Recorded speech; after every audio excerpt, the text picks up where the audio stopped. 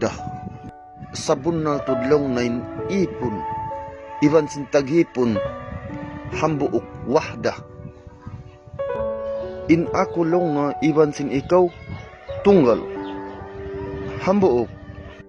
Inliyang kapanlaw na sinyawa, amo na yawn in pagkaako. Ingkatan lang na sindi mahilyan, amo na yan lang na ingkanyata ko. Deng asababyad tulong na, in nag-ujud lang na deng hakazahir pakabatin, amo na yan lang na yung pagkaako. Habiya na sinparman sinallahu ta'ala lang na wal awwal wal akhiru wal zahiru wal batinu.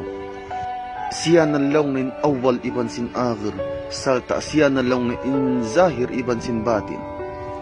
Naday nga sababyad to, bangkaw mapaya dumagpakpakatunggal, suway mo ibungit ingkatan sinagngan, dahing hakatan niyanan, na doon mapantaw, salta mabato, kawagan, inkasabunalan, hakikat sin pagkatuhan niya, doon apagkaako niya.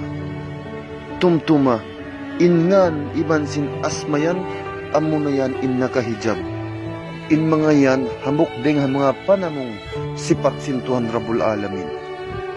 Asmangan niya, hamok ding mga panamong sipat sin kaujud niya. Lawaun ingan Allah, ngan Muhammad, ngan sinyawa, lawaun mo ingan ding hakatan biaganan. Na apabila ingkatan singan yan lianyap, salta liawa mo na, wayroon tunggal dito malaykan jat niyara. Wayroon dugaing tumampal nyo mata dito malaykan amo na yung pagyanon jatullah. Siya na iniintuhan way huruf iban way suara. Ang painpiag bahas dihi inyawa deng hajat sintuhan. Ang pain pagbasaw jat di wayroon dugaing malaykan